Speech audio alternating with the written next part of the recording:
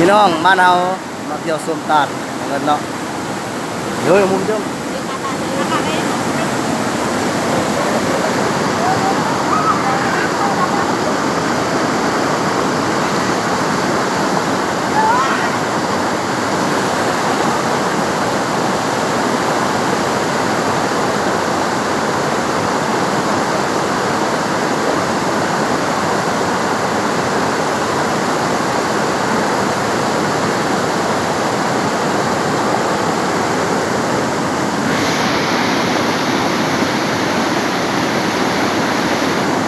ความสดสดงดงามของภาพธรรมชาติบ้านเฮา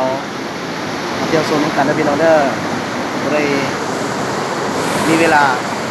อย่าลืมอย่าพลาด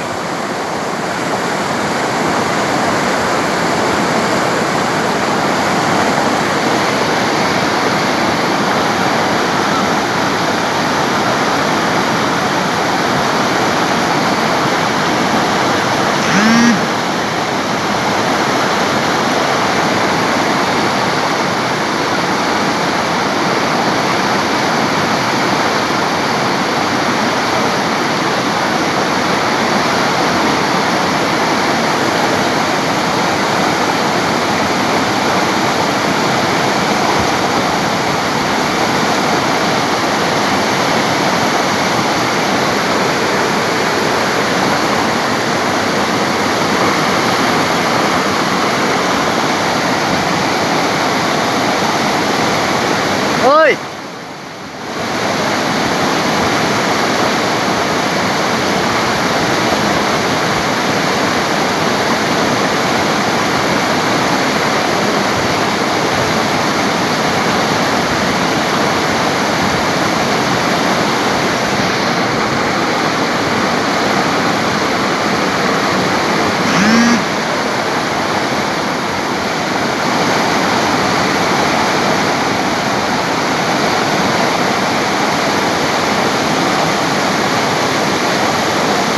โลยันกองเด้ย